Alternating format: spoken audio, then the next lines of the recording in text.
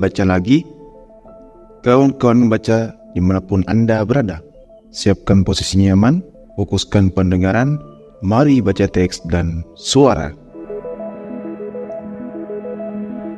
Madilog, karangan Tan Malaka. Bab ketiga, ilmu pengetahuan. Bagian terakhir, perkembangan matematika. Setiap benda memiliki lawannya.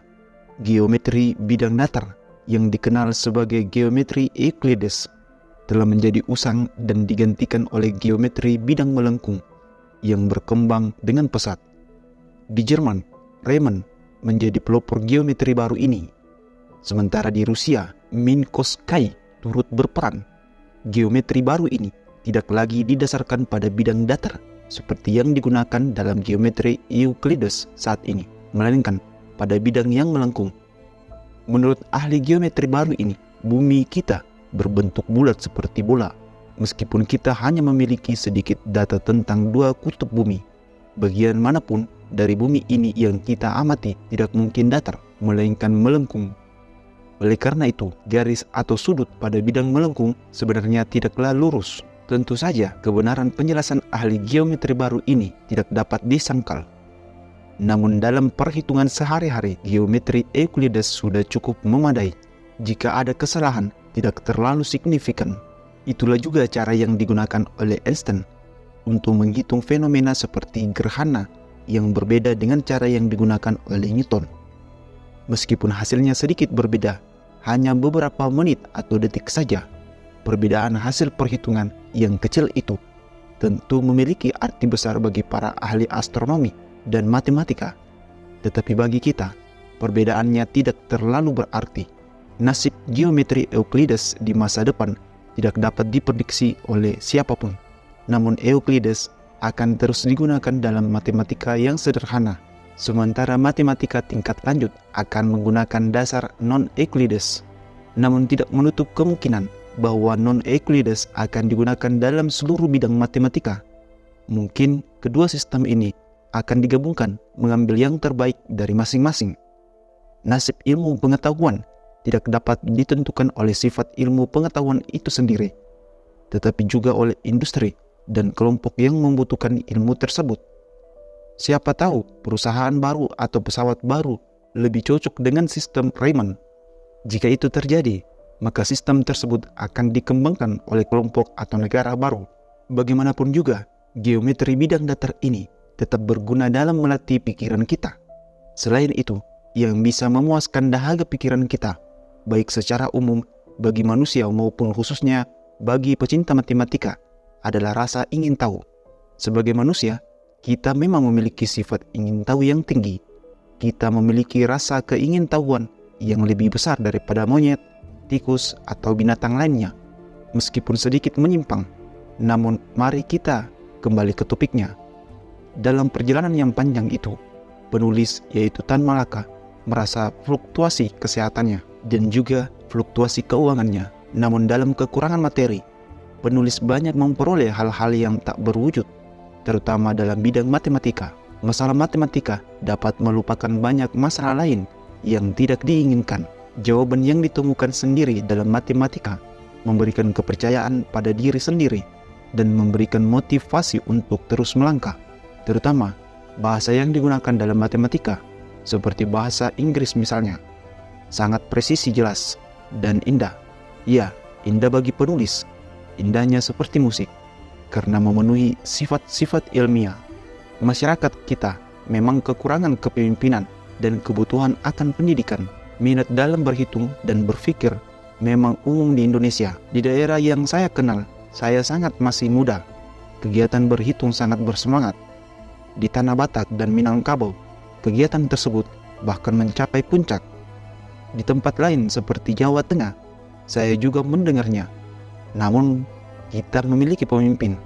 Sistem pendidikan ala Belanda tidak memperkaya, bahkan meredam minat dalam matematika. Jika seorang murid belajar matematika, bukan karena ia mencintai ilmu tersebut, melainkan karena ia terpaksa belajar untuk mendapatkan pangkat tinggi, seperti obsidian atau insinyur. Namun Begitu ia mendapatkan nilai yang memuaskan, matematika sebagai latihan pemikiran langsung diabaikan. Perhatiannya hanya pada gaji semata. Selain itu, ribuan pemuda yang bersemangat dalam matematika, terutama dalam ilmu pengetahuan secara umum, tidak mendapatkan kesempatan sama sekali. Hal ini disebabkan oleh kemiskinan. Ketika seorang murid dari kelas bawah sekolah rakyat secara kebetulan masuk ke kelas tertinggi di sekolah tersebut dan memiliki satu soal aritmetika di papan tulis, dia akan kagum. Sebanyak apapun dia membacanya, dia tidak akan mengerti masalah tersebut, apalagi menyelesaikannya. Jika seorang murid dari sekolah rakyat yang berada di kelas tertinggi melihat satu masalah matematika di papan tulis sekolah menengah, maka kekagumannya tadi akan berubah menjadi keheranan. Dia merasa bahwa kecerdasannya sangat terbatas. Angka, huruf, garis, dan sudut tampak kacau di matanya. Semuanya menjadi rahasia yang membingungkan baginya. Sebenarnya, matematika adalah salah satu yang paling mudah dibandingkan dengan ilmu pengetahuan lainnya, terutama bagi mereka yang berpikir logis dan cerdas dengan metode yang tepat. Bagi mereka seperti itu, tidak perlu banyak menghafal, sementara ilmu-ilmu lain seperti ilmu bumi dan sejarah memerlukan penghafalan yang berulang-ulang. Seringkali buktinya tidak terorganisir atau tidak umum seperti matematika dan ilmu alam. Dalam matematika, cukup memahami teori yang tidak terlalu banyak dan terutama mengikuti cara berpikir yang jelas. Berbeda dengan ilmu-ilmu lainnya, matematika memiliki tingkat yang teratur, mulai dari yang paling mudah hingga yang paling sedikit lebih sulit, dari sedikit sulit hingga tingkat tinggi yang lebih tinggi, dan seterusnya hingga mencapai puncak tertinggi.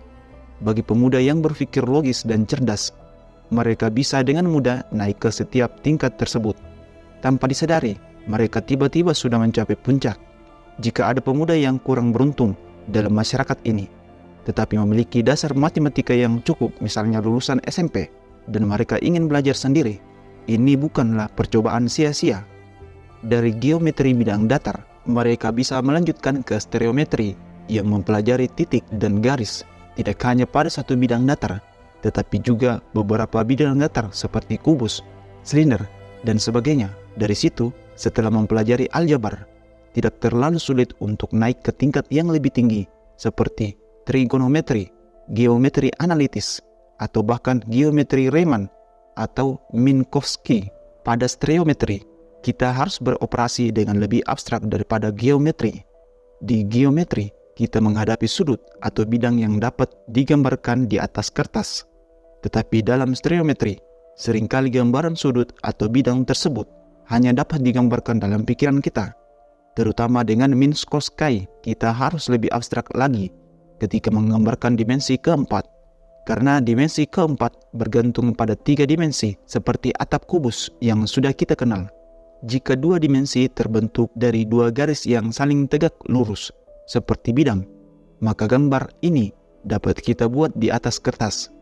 Jika ada 3 bidang yang saling tegak lurus seperti kubus, kita masih dapat membuat gambar kubus semacam ini di atas kertas. Namun untuk 4 dimensi, yaitu 3 dimensi ditambahkan dimensi waktu, gambar semacam ini tidak dapat dibuat di atas kertas dan tidak dapat lagi digambarkan dalam pikiran kita. Tingkat abstraksi ini mencapai puncaknya. Namun dengan menggunakan hukum-hukum matematika yang diberikan, baik dengan cara sintesis, analitis, atau reduction ad absurdum, kita biasanya dapat menyelesaikan suatu masalah, bahkan teori relativitas Einstein sekalipun, meskipun hanya sebagiannya, jika tidak keseluruhannya. Sistemnya saja yang dapat kita pahami, sedangkan sisanya mungkin sulit untuk dipahami. Tan Malaka memiliki pengetahuan yang terbatas tentang teori relativitas. Saya telah membaca beberapa buku tentang teori ini dalam bahasa Inggris. Sebagian besar penulisnya, menurut ingatan saya, tidak mampu menjelaskan dengan jelas teori baru ini. Buku-buku karya Einstein sendiri seperti relativitas khusus dan relativitas umum belum saya baca. Pada saat saya menulis ini, apakah teori relativitas dapat didefinisikan atau tidak, tidaklah begitu penting. Teori ini sudah diakui oleh para ahli di seluruh dunia. Teori ini dapat digunakan dan menghasilkan hasil yang lebih akurat daripada sebelumnya. Kata mereka, mungkin karena teori ini masih baru, maka belum dapat sepenuhnya didefinisikan. Seperti halnya listrik misalnya. Listrik dapat dihasilkan, diukur, dan digunakan kekuatannya. Tetapi jika ditampakkan apa sebenarnya listrik itu, jawabannya masih dalam bentuk hipotesis. Saya pikir hal ini tidaklah merugikan. Menurut pemikiran Tan Malaka, selama masih ada pemikir dan pemikiran di dunia ini, akan terus ada hipotesis, aksioma, dan postulat sebagai dasar pemikiran, seperti fondasi kapal yang dapat diganti. Demikian pula hipotesis dapat diganti. Tujuan Tan Malaka mengemukakan teori relativitas ini adalah untuk sekali lagi memberikan nasihat kepada pemuda kita yang memiliki pikiran dan waktu agar mempelajari teori yang dianggap sangat penting ini. Namun, dalam memberikan nasihat ini, Tan Malaka ingin sedikit menjelaskan kesan yang ia dapatkan tentang teori ini. 15 tahun yang lalu, Tan Malaka belajar sendiri tentang teori ini ketika berada di Tiongkok. Setelah itu, ia sama sekali tidak membaca buku tentang hal itu. Saat itu, tentu bukan saat yang tepat dan tidak ada pustaka yang tersedia untuk mempelajarinya sekali lagi. Pada waktu itu, Tan Malaka bisa memahami beberapa rumus Lorentz yang digunakan oleh Einstein.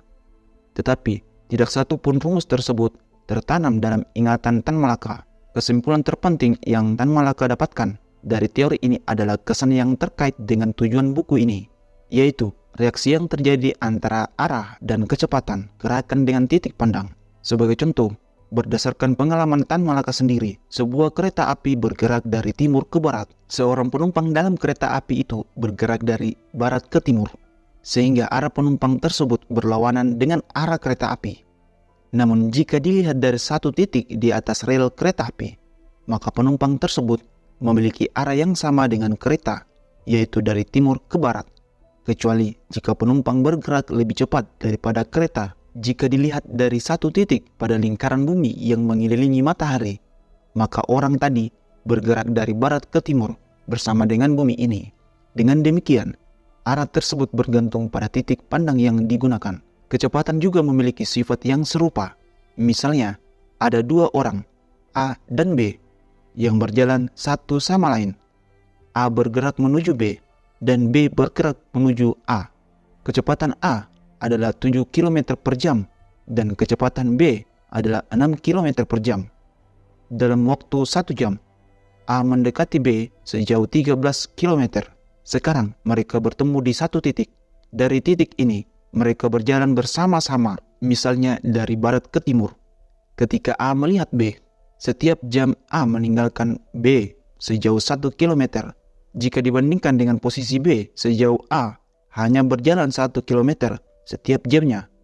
Misalnya, ada orang lain, C, yang juga berjalan dari barat ke timur searah dengan A, dan dengan kecepatan yang sama, yaitu 7 km per jam, maka A melihat C seolah-olah tidak bergerak. Jika A hanya melihat C, maka A akan berpikir bahwa ia tidak bergerak sejauh 0 km dalam 1 jam. Ketika dilihat dari titik baru ini, A tidak maju dan tidak mundur. Dalam hal ini, titik pandang adalah dasar berpikir kita. Arah dan kecepatan kita bergerak terkait secara relatif dengan titik pandang kita. Perlu diingat, pembahasan mengenai teori relativitas akan dilanjutkan di akhir buku ini. Namun, beberapa kalimat yang tidak berhubungan dengan teori tersebut telah Tan Malaka ubah. Isi dari kalimat tersebut tetap tidak diubah karena tidak perlu diubah. Contohnya, yang telah Tan Malaka berikan dalam penjelasan ini tentang teori relativitas dianggap memadai dan akan diuraikan lebih lanjut sebagai tambahan untuk memperdalam pengetahuan yang sudah diketahui.